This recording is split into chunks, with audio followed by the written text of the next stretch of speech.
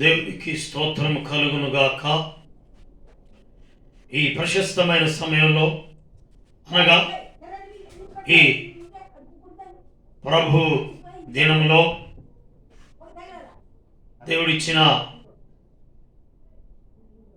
ఈ ప్రశస్త సమయాన్ని బట్టి దేవునికి కృతజ్ఞతలు చెల్లించ బద్దులమైంటున్నాం.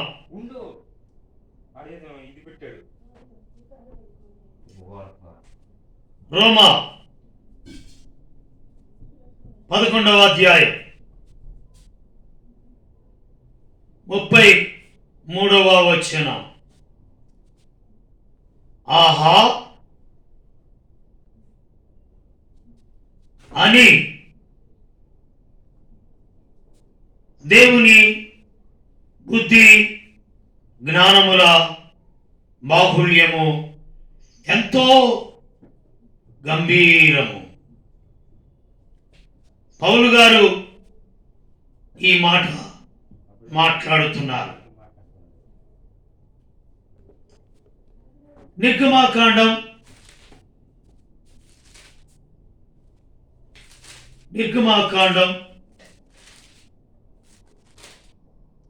15వ అధ్యాయం 9వ వచనం. తరిమీదను కలిసి కొనేదను, దోపుడు సొమ్ము పంచుకొనేదను, వాటి వలన నా ఆశ తీర్చుకొనేదను, నా కత్తి దూసెదను, నా చెయ్యి వారిని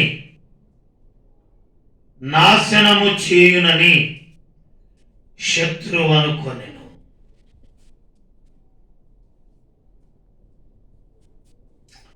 ఆహా, శత్రువేమో తరిమిదను, కలుసుకొనిదను, దోపుడు సొమ్ము పంచుకొనిదను. దేవునికి మిత్రుడైన అపోస్తుడైన పౌలు ఆహా దేవుని బుద్ధి జ్ఞానముల బాహుళ్యము ఎంతో గంభీరము. కనుకనే ఈ పాట, మహోన్నతుడా నీ కార్యములు అతి గంభీరంబులు, సర్వోన్నతుడా నీకే మా స్తుతి స్తోత్రంబులు, సర్వోన్నతుడా నీకే మా స్తుతి స్తోత్రంబులు, మహోన్నతుడా నీ కార్యములు అతి గంభీరంబులు. ఆహా, దేవుని బుద్ధి జ్ఞానముల బాహుళ్యము ఎంతో గంభీరము.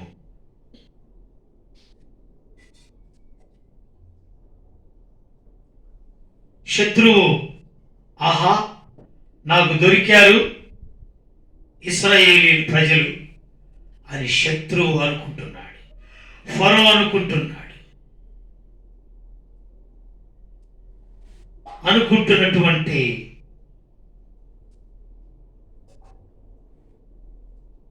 నీవు నీ గాలిని విసరజేసితివి, సముద్రము వారిని కప్పెను, వారు మహా అగాధమైన నీళ్లలో సీసం వలె మునిగిరి.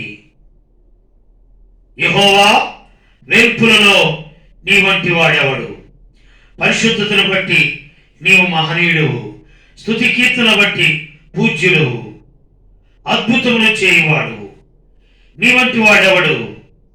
నీ దక్షిణ హస్తమును చాపితివి, భూమి వారిని మృంగివేశాను.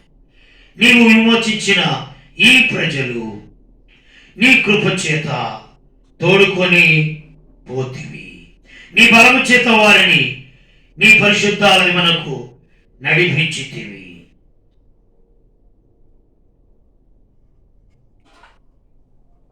ఒకరికి దేవుని మందిరములోనికి లేదా పరిశుద్ధాలయంలోనికి నడిపించాడు. కృపచేత తోడుకొని పోతివి. ఎఫెసీయులకు రాసిన పత్రిక 2వ అధ్యాయం, పాపముల చేతను అపరాధముల చేత చచ్చిన వారై ఉండగా నీ కృప చేత లేవనెత్తితివి. ఎఫెసీయులకు రాసిన పత్రిక, అపరాధముల చేతను పాపముల చేతను చచ్చిన వారై ఉండగా ఆయన మిమ్మల్ని క్రీస్తుతో కూడా బ్రతికించెను. అంతేకాదు, కృప చేత మీరు రక్షింపబడి ఉన్నారు. క్రీస్తు యేసునందు ఆయన మనకు చేసిన ఉపకారం ద్వారా అత్యధికమైన తన కృప మహదైశ్వర్యమును రాబోవు యుగములలో కనుపరుచు నిమిత్తము క్రీస్తు యేసునందు మనలను ఆయనతో కూడా లేపి పరలోకమందు ఆయనతో కూడా కూర్చుండబెట్టెను. ఇది ఆయన బాహుల్యము ఎంతో గంభీరము. ముందుగా 35వ వచనం, ముందుగా ఆయనకిచ్చి ప్రతిఫలము పొందగలవాడెవడు. ఆయనకిచ్చిన ఇశ్రాయేలీయులు వారి జీవితాలు మార్చివేశాడు. వారు బంగారంతోనూ వెండి నగలతోనూ ఆరాధించడానికి అందనంత దూరంగా అరణ్యానికి వచ్చేశారు. కారణం, ఒక ప్రత్యేకమైన స్థలం, అదే ప్రార్థనా స్థలం, అది పరిశుద్ధాలయం, అది ప్రభువాలయం, ప్రభు ఉండే గొప్ప నిధి. అందుకనే నిధులు కావాలంటే విధులు పాటించాలి. కొలస్సీయులకు రాసిన పత్రిక 2వ అధ్యాయము 3వ వచనం, బుద్ధి జ్ఞానముల సర్వసంపదలు ఆయన యందే గుప్తమై ఉన్నవి. యెషయా గ్రంథం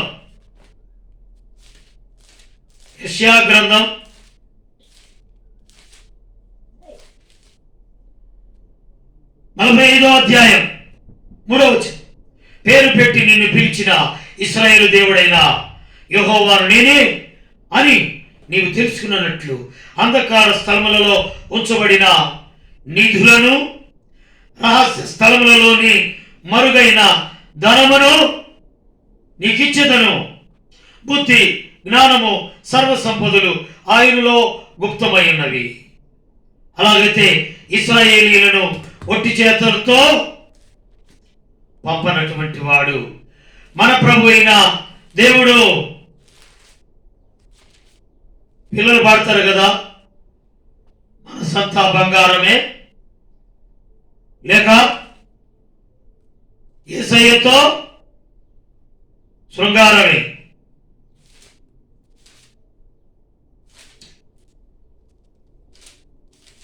దేవునికి స్తోత్రం.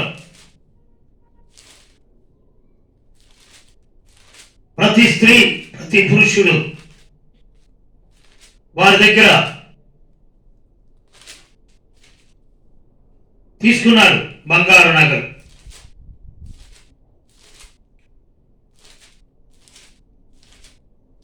నీ కృప చేతనే నాకు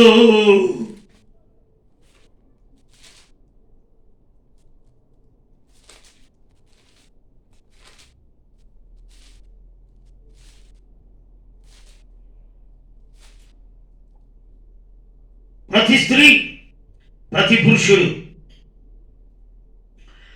చెలికత్తె యొద్ద, చెలికాని యొద్ద ప్రతి పురుషుడును తన చిలికత్తు యొక్క ప్రతి స్త్రీను వెండి నగలను బంగారు నగలను అడిగి తీసుకునడని ప్రజలతో చెప్పు.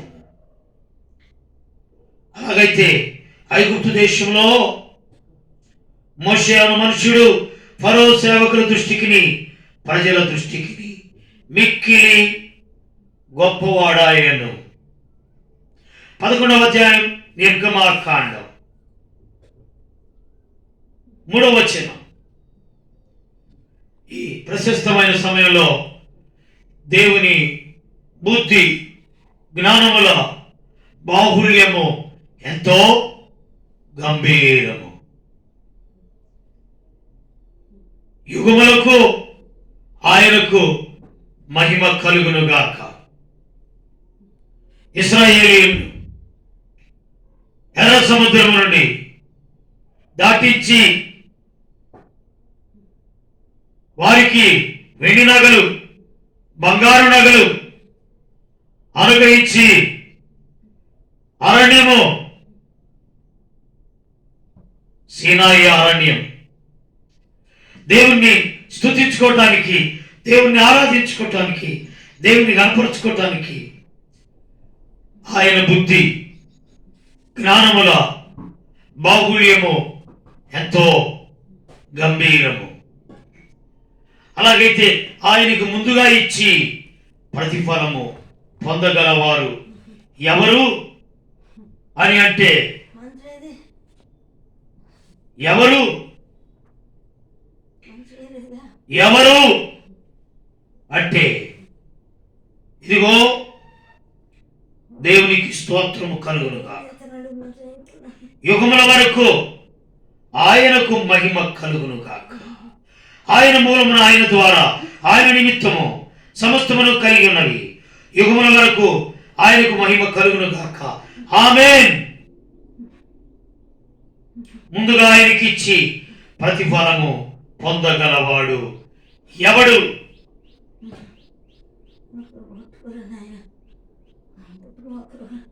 మొదట స్థితిని మార్చి అద్భుతాలు ఆశ్చర్యకరుడు అద్భుతములు చేయి దేవుడు. ఆరాధనలకు నీవే మాయే సయ్యా, స్తుతి ఆరాధన నీకే నాయే సయ్యా. సేవించ నిన్నే నా పూర్ణ హృదయముతో, పరిశుద్ధుడవై మహిమ ప్రభావములకు నీవే పాత్రుడవు, బలవంతుడవై దీనుల పక్షమై కృప చూపు వాడవు, దయాళుడవై ధారాళముగా నన్ను దీవించిన శ్రీమంతుడా. ఆరాధన నీకే నాయే సయ్యా, స్తుతి ఆరాధన నీకే నాయే సయ్యా. సేవించదు నిన్నే నా పూర్ణ హృదయముతో. ప్రేమానమ్మకము కలిగిన ప్రియుడైన పరలోకమందున తండ్రి, నీకు వందనాలు. ఆనాడు ఆహా నీ బుద్ధి జ్ఞానముల బాహుళ్యము ఎంతో గంభీరం. నాటి ఇశ్రాయేలీయులను ఎర్ర సముద్రం దాటింపజేసి శత్రువుల చేత చంపబడవలసిన వారైన వారిని మిత్రుడిగా ఉండి కాపాడి ఇశ్రాయేలును కాపాడువాడు కొనుక్కుడు నిద్రపోడు కాచి కాపాడి శత్రువులను అడుగంట చేసిన సముద్రము నింగివేసిన అవునయ్యా నీకు స్తోత్రం. తండ్రి యొక్క కుమారుని యొక్క పరిశుద్ధాత్మనామములో ఎర్ర సముద్రం అంటే యేసు రక్తము చేత యోర్దాను నీటి బాప్తిస్మం ద్వారా రక్షింపబడిన ఆనాటి ప్రజలు ఈనాటి ప్రజగా ఆశ్చర్యకరమైన వెలుగులో మీ గుణాతిశయం ప్రచురం చేసే రాజులుగా యాజకులుగా, అధికారులుగా నన్ను మమ్మల్ని చేశా. గొప్ప ఆశీర్వాదాలతో నింపా. తిరుగుగా ఆహారం, ధరించుకున్నట్టు వస్త్రములు. నాయన, నీవు చేసిన మేలులు, మందిరం లేదా బండి లేదా బంగారం లేదా చేతికి ఉంగరం, ఇవన్నీ ఆనాడు ఇశ్రాయేలీయులను కాపాడువాడు కునుకు నిద్రపో. ఈనాడు కూడా అదే ఐగుప్తులో ఉన్న యోసేపు మెడలో హారం వేసినట్లుగా, చేతికి బంగారము ఉంగరం పెట్టినట్లుగా, రెండవ రథం అనగా రథం మీద ఎక్కించినట్లుగా నాకు ఇచ్చిన వాహనాన్ని బట్టి దాదాపు 11 సంవత్సరాలు అయింది. నీ మందిరము ఇదే, నీ రథం. ఈ రథంలో నేనున్నాను. ఈ రథంలో నన్ను కూర్చోబెట్టా. బంగారు భవిష్యత్తునిచ్చా. బలమైన ఆశీర్వాదాలతో కుమ్మరిస్తున్నా. నీవు చేసిన ఉపకార మేలులు దేనిని మరొక కృతజ్ఞత చెల్లించుకుంటూ బంగారు భవిష్యత్తునిచ్చా. భార్య, కుమారుడు, కుమార్తె, నన్ను మందిరం, నీవు నాకు చేసిన ఉపకారములు దేనిని మరొక నీ కృతజ్ఞత చెల్లిస్తూ ఆనాడు ఇశ్రాయేలీయులకి ఆ బంగారం, వెండి నగలు ఎలా ఇచ్చావు, నాకు అనుగ్రహించావు, కుటుంబానికి అనుగ్రహించావు. ఏ విషయంలో మానక కృప చూపటం మానలేదు. నీ కృప నాకు తోడుగా వచ్చి నన్ను పరిపాలిస్తుంది. నా కుటుంబం మీద, ఈ దీన సంఘం మీద నీ కనుదృష్టి ఉన్నందుకు కృతజ్ఞత చెల్లిస్తుంది. నీవు ఇచ్చిన రక్షణ పాత్రలు చేయమని నా స్తుతి, ఆరాధన యెహోవా.